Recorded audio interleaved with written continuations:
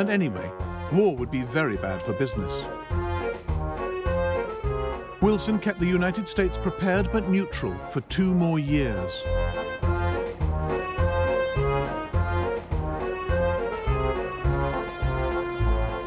The sinking of the Lusitania was terrible, but that didn't seem reason enough to throw away more lives and profits by joining in a distant war.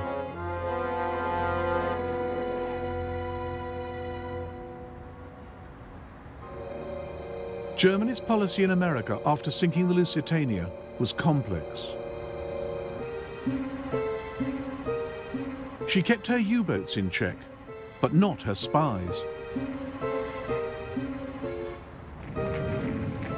In 1916, German agents blew up Black Tom Island, a loading depot in New York Harbor.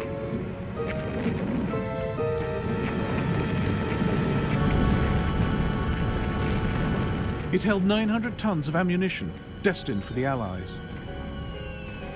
Several thousand persons lined the seawall and acquired a real picture of what the firing line in the European war looks like. The water line was one mass of red glare.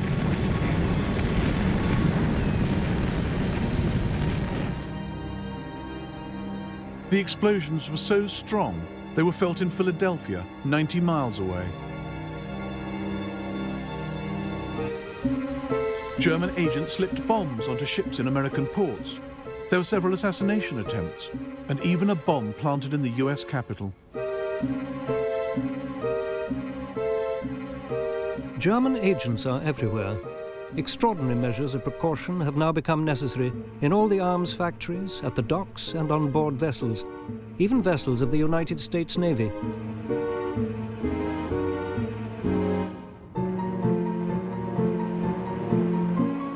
Hard evidence tying Germany to espionage operations against America came from one of the spies himself. Heinrich Albert left his briefcase on New York's elevated railway. It held documents proving the German embassy was bankrolling the sabotage. 2 senior diplomats, including Franz von Papen, Hitler's future vice-chancellor, were expelled.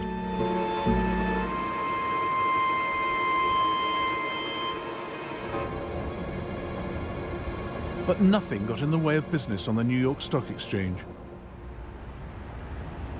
When Germany won a battle, Allied stocks fell. When Britain won, her shares rose. American investors were betting on the war. For British Cabinet Minister David Lloyd George, there was a direct connection between battle and bank. Success means credit. Financiers never hesitate to lend to a prosperous concern. France and Russia paid for the war by borrowing from Britain. Britain, in turn, raised money on the American stock market through her Wall Street bankers, J.P. Morgan. It was spent buying American armaments, American supplies. Of all the money raised in America to pay for the war, 99% went to Britain and the Allies. It was something that made many Germans wonder just how neutral America really was. 30th of January 1916. In financial circles, it is openly said that England has won the war already, and every day that it goes on after March can only make the ruin of Germany completer, no matter what her military successes may be. America lent so much that by the end of 1916, the central bank warned that people were betting too heavily on Britain. If the Allies lost, they might never get their money back. The mere thought that American cash might be backing the wrong side wiped $1 billion off Allied stocks in a week. Germany's generals felt the odds were stacking up against them. They grew impatient at hesitant politicians tying their hands. In view of the military situation, we must lose no time in adopting the measure of torpedoing armed enemy merchantmen without notice. The Entente are continuing the war with all the resources at their disposal.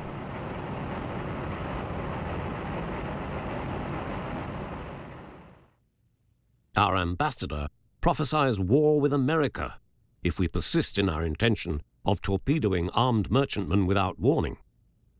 The Kaiser wrote in the margin of the report, "I do not care." The Kaiser didn't care because of some key German calculations. His generals gambled that if America joined the Allies, she would not have a decisive impact on the fighting in Europe until 1919. Long before then, the U-boat campaign would have brought Britain and France to their knees.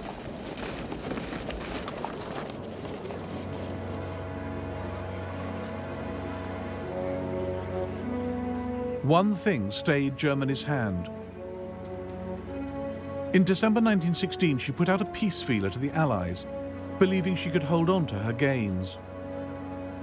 The French and British leaders met in Paris and rejected the offer.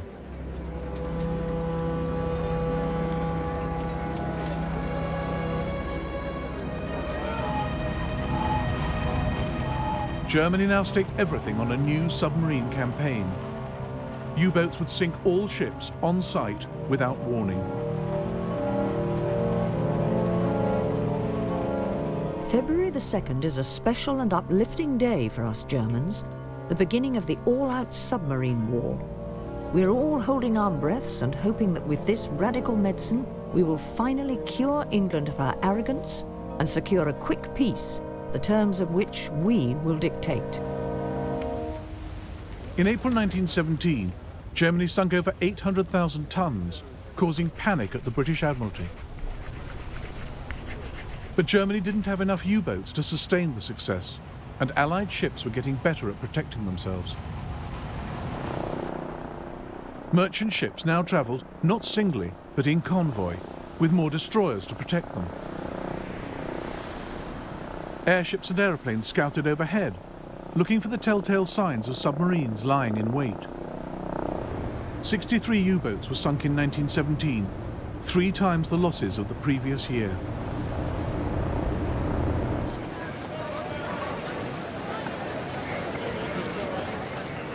One captured U-boat was put on display in London. 13,000 people paid to view it on the first day. Its German sailors couldn't believe the contrast between the Allied home front and their own. We remained in Dover for 2.5 days, and we were plentifully supplied with food, drink and smokes, for you notice nothing of the war here. There are no wooden soles or bicycles with wooden tyres, and the butchers' shops have rows and rows of pigs hanging up. There is no prospect of starving England. I am glad, for the war is over for me. The second U-boat campaign was a double failure.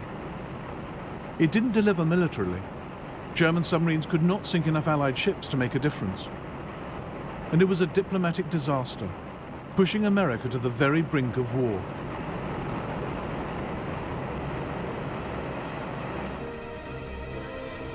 The final shove came from the men in Room 40. On the 16th of January 1917, Britain intercepted a coded telegram from German Foreign Secretary Zimmermann to his ambassador in Mexico City. The Zimmermann telegram was made up of 1,000 numerical code groups.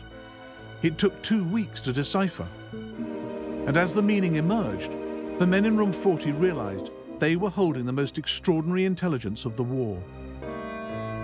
Destined for the Mexican government, the telegram outlined Germany's plan for Mexico to invade the United States.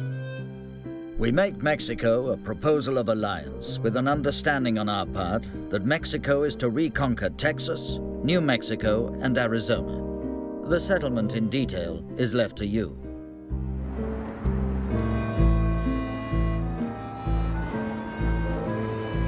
Zimmermann's scheme was harebrained. Mexico was in the middle of a revolution. US troops are already fighting bandits on the border. There was no way the Mexican government wanted more trouble. But Germany's proposal was a godsend to Britain. It was just what she needed to end America's neutrality.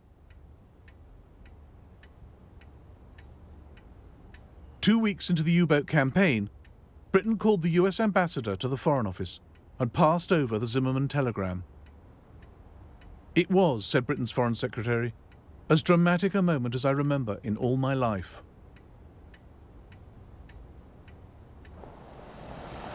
On the 2nd of April, President Wilson went to the Capitol. The United States had not declared war when the Lusitania went down. It had not declared war when spies blew up its shipyards. But Germany urging Mexico to attack America was in a different league. On the 6th of April 1917, the United States declared war against Germany.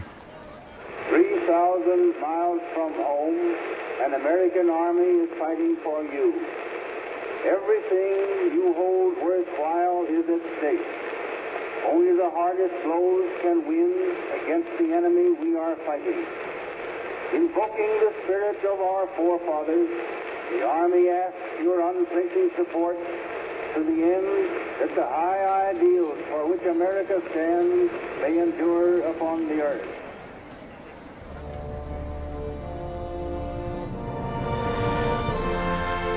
For 3 years, the country had played the war's banker and supplier. Now, as far as President Wilson was concerned, America was fighting a crusade for international justice and democracy.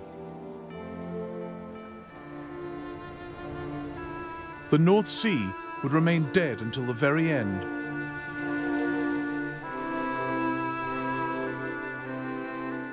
The Germans now set themselves a desperate task: to win the war before American troops arrived in force. And President Wilson's liberal crusade would be up against new ideas of socialism and revolution.